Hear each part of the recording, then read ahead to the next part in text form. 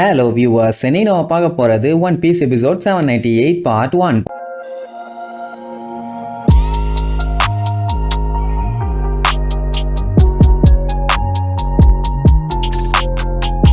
Open பண்ண அந்த லூசு பைய கிராக்கரு லூஃபியை அட்டாக் பண்றேன்னு அவனோட பவரை யூஸ் பண்ணுவான். அதனால என்ன ஆகும்னா சுத்தி இருந்த ஹோமிஸ் எல்லாமே அப்படியே காஞ்சி தீஞ்சு அங்கேயே மட்டையாகி செத்து போயிருங்க. அதெல்லாம் ஒவ்வொருத்தரோட 2 மாசம் உயிர் நம்பி கொடுத்துட்டு போனானுங்க. அதை ஒரே செகண்ட்ல கண்டம் பண்ணிட்டானே. லூஃபிக்கு அவனை பார்க்கும் போதே நல்லா தெரியுது அவன் எந்த அளவுக்கு ஸ்ட்ராங்கா இருக்கான்னு. அதனால செகண்ட் கியர் எடுத்து அனல் பறக்க பாஞ்சு போய் அடிப்பான். ஆனா அந்த வீணா போனவன் கத்தியை வச்சு தடுத்துருவான். அண்ட் அது மட்டும் இல்லாம மறுபடியும் கத்தி வச்சு அட்டாக் பண்ணுவான். லூஃபி விட மாட்டேன்னு அட்டாக் பண்ண போவானா திருப்பி கத்தி வேகமா வந்து அட்டாக் பண்ணும். என்ன பண்றான் இவன் அவ்வளவு வேகமாவா அட்டாக் பண்றான்னு பார்த்தா அந்த மூதேவியோட கை இப்ப 2 கத்தி ஆயிருச்சு. இவ்வளவு நேரமும் ஒரு கை தான் இருந்துச்சு, இப்ப 2.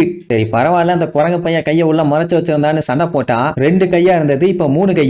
லூஃபிய அந்த 3 கத்தியும் யூஸ் பண்ணி அடிச்சு திரிய விட்டுட்டு இருப்பான். அதே நேரம் நமி லோலா கொடுத்த விவுரு கார்டை வெளியில எடுத்த உடனே அங்க இருக்க மரம் செடி கேக்கு அது இதுன்னு அந்த ஹோமிஸ் எல்லாம் அதை பார்த்து பயந்து நடுங்க ஆரம்பிச்சிருங்க. ஏன்னா அது பிக்மமோட விவுரு கார்டு, அதுல இருந்து அவளோட எனர்ஜி வெளியில வருது. அதனால இவளை அட்டாக் பண்ண முடியாதுன்னு அப்படியே பயந்து நடுங்குவாங்க. அந்த டைம் லூஃபியா அடிச்சு புரண்டு வந்து விழுவான். என்னடான்னு பார்த்தா அந்த எடுபட்ட மூதேவி 4 கையோட வந்துகிட்டு இருப்பான். ஜோரோவே கத்திய வைக்க கை இல்லன்னா 3வது கத்திய வாயில வச்சிருக்கான். ஆனா இவனுக்கு அந்த பிரச்சனை இல்ல. லூஃபிக்கு கடுப்பாயிருச்சு, கொய்யால என்னையவே நீ அடிக்கிறியான்னு. அதுக்கப்புறம் தான் அவனை பத்தி அவன் சொல்லுவான். இவன் தான் பிஸ்கெட் நைட்டு கிராக்கர்னு சொல்லுவாங்க. மொத்தம் ஸ்வீட் ஜெனரல்ஸ்னு 3 பேர் இருக்காங்க. அதுல ஒரு ஆள் தான் இவன். சாரி எங்களுக்கு தெரியாது, ஆனா அவனை இன்னொன்னு சொல்லுவாங்க 1000 ஆர்ம்டு கிராக்கர்னு. அப்படின்னு என்ன அர்த்தம்? அந்த எடுபட்ட பயலால 1000 கையை கூட உருவாக்க முடியும். எப்படி பண்ணா போதும் ஆட்டோமேட்டிக்கா கை எவ்வளவு வேணாலும் வரும்னு சொல்லுவான். பார்த்தா இப்ப 6 கை 4 காலு. இவனோட பவுண்டி மட்டும் பாத்தீங்கன்னா 860 மில்லியன். இத பார்த்துட்டு நமிதான் பீதியாவாலே தவிர நம்ம லூஃபி இல்ல.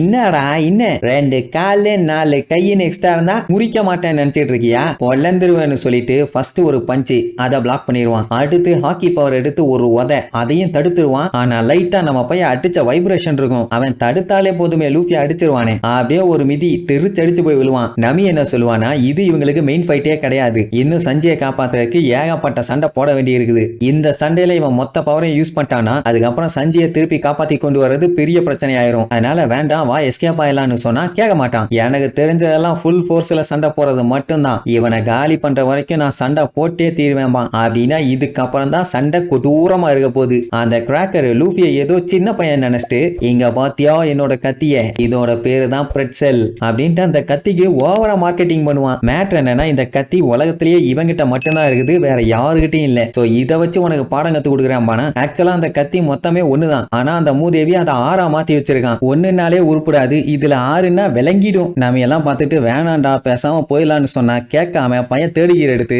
ஆர்மமன் ஹாக்கி பவர் எடுத்து ஓங்கி ஒரே குத்து பஞ்ச தாக்க பிடிக்க முடியாம அப்படியே தேய்ச்சிக்கிட்டே பின்னாடி போவான். ஆனாலும் ரொம்ப நேரத்துக்கு இல்ல, மறுபடியும் லூஃபி அடிச்சு திரிய விட்டுருவான். இதுக்கு முன்னாடி லூஃபி இப்படி அடிச்சு எவனுமே நின்று வாங்கினது கூட இல்ல. எல்லாம் அடிபட்டு தெரிச்சிருவாங்க. ஆனா இவன் தான் லூஃபியோட அட்டாக்க தடுத்து திருப்பி அட்டாக் பண்றான். அன்னி இதுக்கப்புறம் தப்பிக்கிறதுக்கு வழியே கிடையாது, என் கூட சண்டை போட்டு சாக தான் செய்யணும்னு அந்த 6 ஸ்வாடையும் வச்சு அட்டாக் பண்ணுவான். லூஃபி ஹாக்கி பவரை வச்சு தடுத்ததுக்கே அப்படியே தரையா இருந்து தேய்ச்சிக்கிட்டு போவான். அப்படியே போக போக அவனை போய் அட்டாக் பண்ணிக்கிட்டே இருப்பான். லூஃபி உசாரா எஸ்கேப் ஆகிறேன்னு என்னென்னமோ ட்ரை பண்ணுவான். ஆனாலுமே வேலைக்காகல. அவனோட கத்தி அப்படியே ஷார்ப்பா மாத்தி சுத்திட்டு ஒரு அடி அங்க இருக்க மரத்தெல்லாம் பிச்சுக்கிட்டு போய் விழுவான். மொத்தத்துல அவன் லூஃபியை போட்டு பந்தாடுறான்னு வைங்க. ஆனா இவ்வளவு வில்லத்தனமா சண்டை போடுவான்னு நமியே எதிர்பார்க்கல. இப்ப பஞ்சாயத்து என்னன்னா சண்டையெல்லாம் ஓகே தான், அட்லீஸ்ட் தப்பிச்சு போகவாச்சு ஏதாச்சும் வழி இருக்கான்னு பார்த்தா அதுவும் இல்லையே. எங்க சுத்தினாலும் திருப்பி இங்கதான் வர்றாங்க. அதுவும் லூஃபியா அடிச்சு அடிக்கலாம் அவன் எங்க போய் விழுந்தானே தெரியல. அதான் சாப்பர் சண்டை போறதுக்கு முன்னாடியே தெளிவா சொன்னான், இவங்க எல்லாருமே எம்பரரோட கிளானை சேர்ந்தவனுங்க, அதனால ரொம்ப கேர்ஃபுல்லா இருக்கணும், யாரையுமே அண்டர் எஸ்டிமேட் பண்ணக்கூடாதுன்னு சொல்லியிருப்பான். சொல்ல போனா லூஃபி சண்டை போறது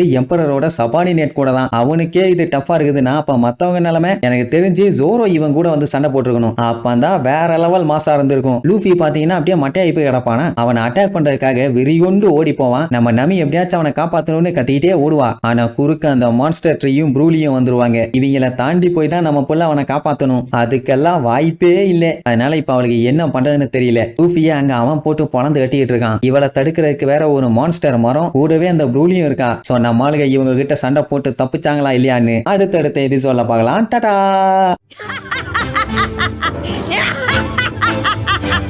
Yeah!